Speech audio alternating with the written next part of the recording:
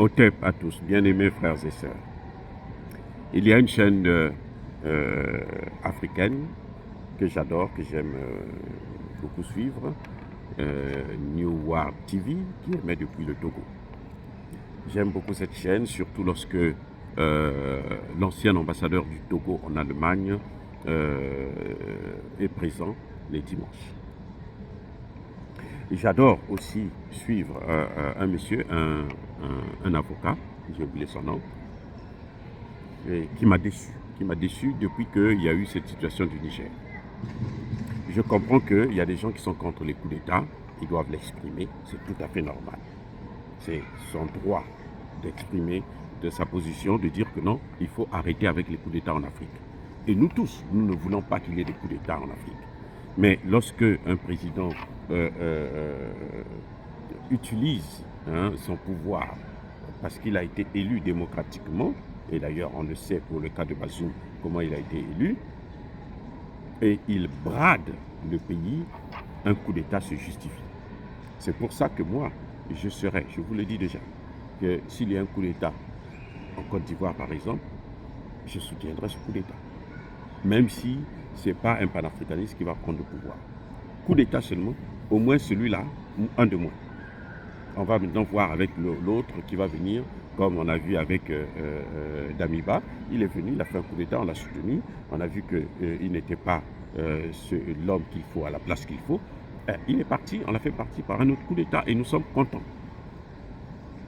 Donc quand j'ai écouté ce monsieur, donc il a le droit de prendre position, d'être contre les coups d'État, c'est normal. Mais en tant que juriste, un grand avocat, il a étudié en France et tout, quand il fait son analyse sur le cas du Niger, vous sentez bien qu'il est contre le coup d'État. Très bien. Mais il manipule encore la population. Il manipule la population. Il vous parle de l'intervention de la CEDEAO. Ok, la CEDEAO a décidé, le fameux discours de Alassane Ouattara il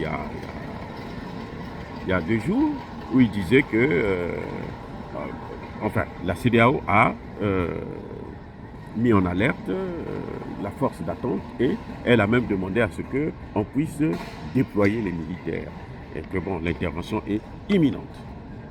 Il vous explique ce que ça veut dire. Force d'attente, déploiement et tout. Très bien, jusque-là je suis tout à fait d'accord avec lui.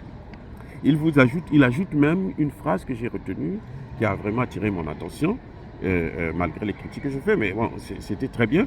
Il dit, un mauvais accord vaut mieux que la guerre.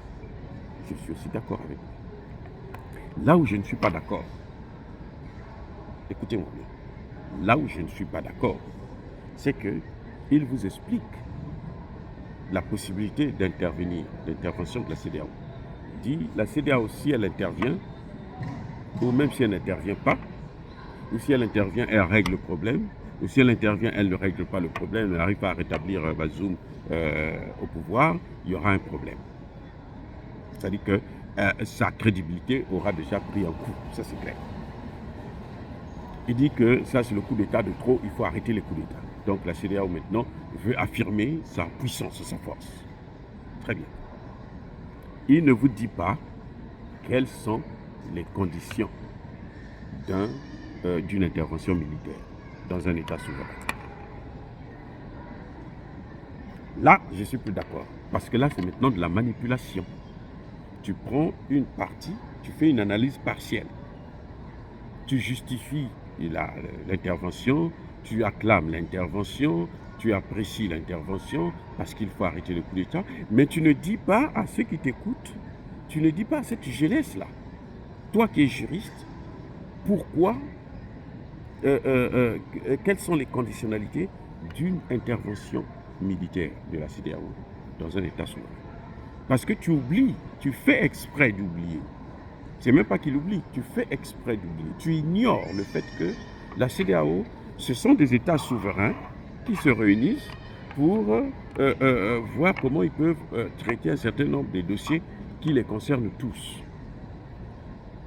Tu vois, vous voyez, donc tu ignores ce fait-là. Pour toi, la CEDEAO, c'est un supra-État qui peut intervenir comme elle veut, qui peut faire ce qu'elle veut.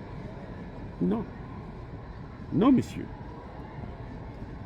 Je dois vous faire savoir que la CEDEAO n'est pas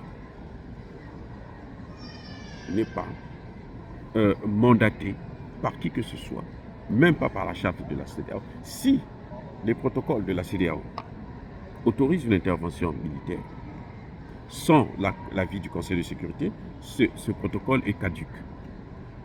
Ce protocole est à foutre à la poubelle. La charte de l'ONU qui concerne les pays du monde entier.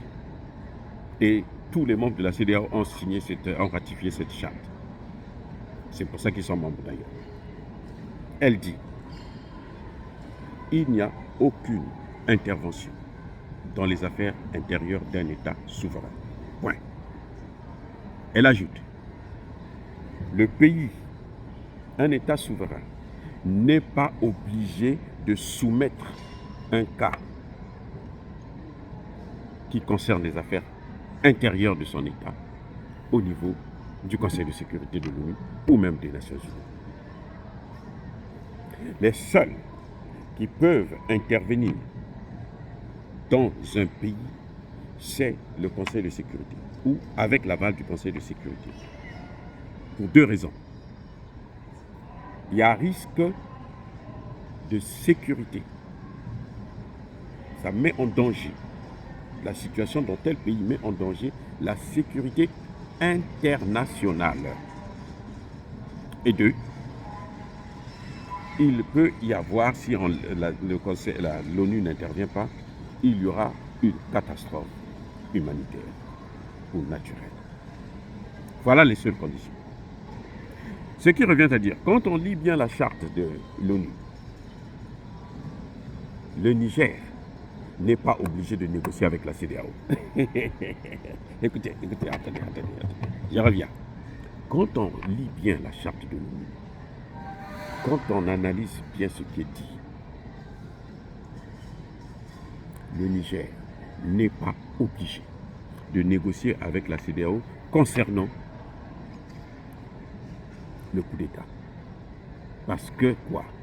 Il s'agit d'une affaire interne d'un État souverain. Et cet avocat manipulateur, il vous épargne ses explications.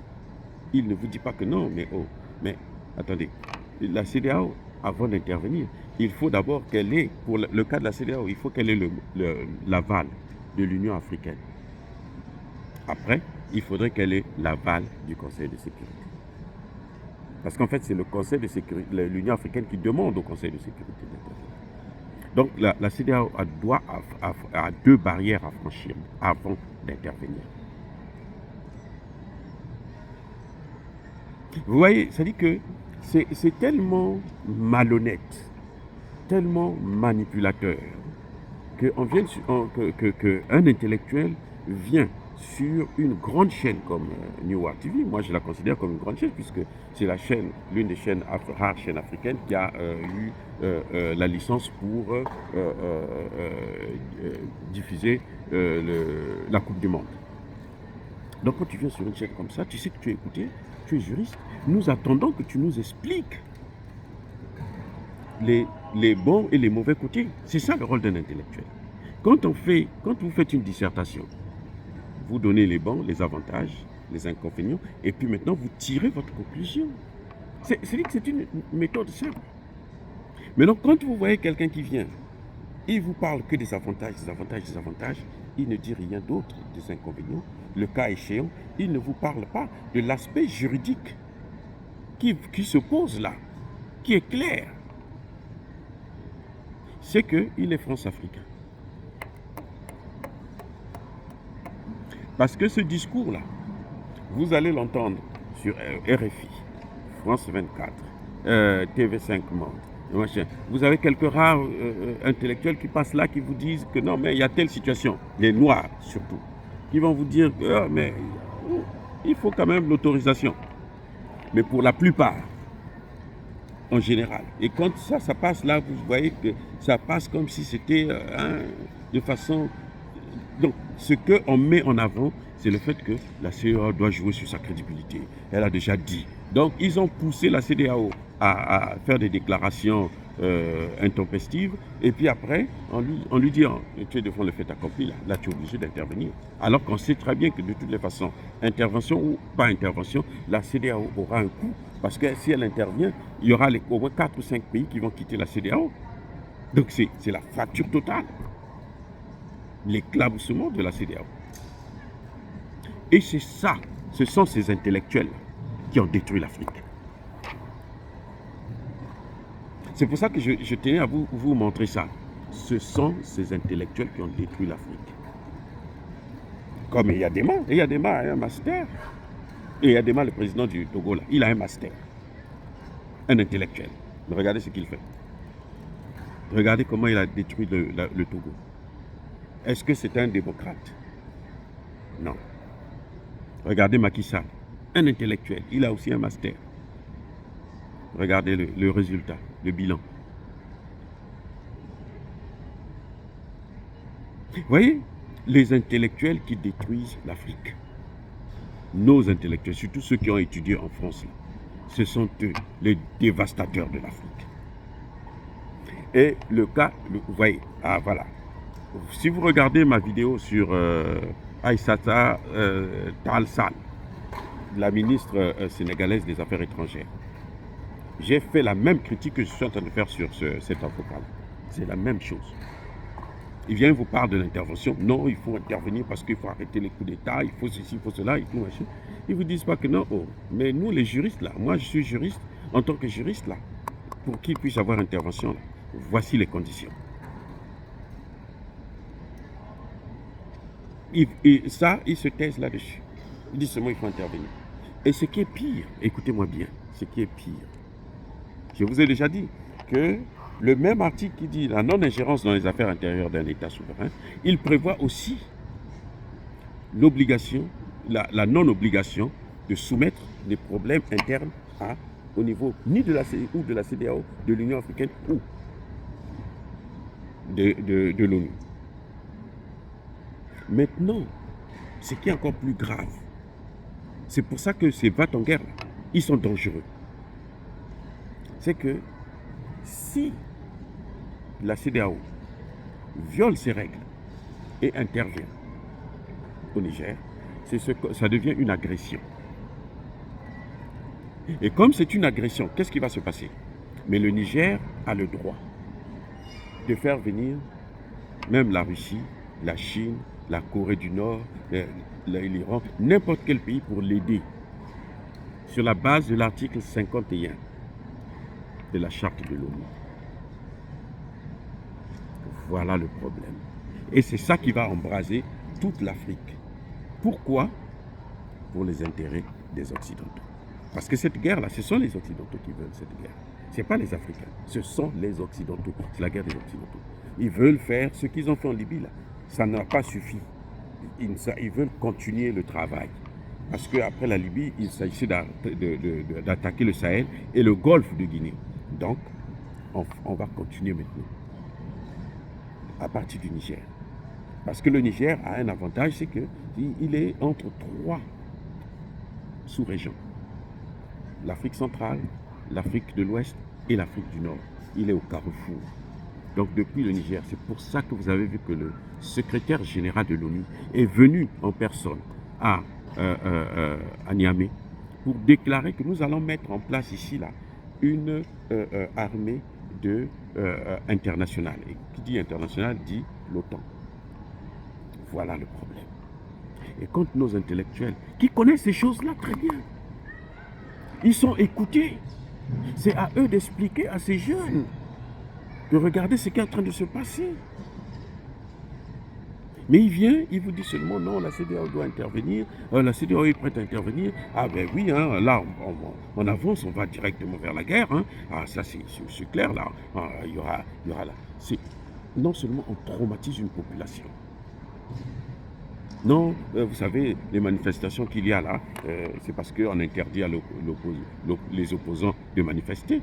Au Mali, les opposants ne manifestent pas. pas. Arrêtez avec ça, intellectuel, arrêtez avec ça.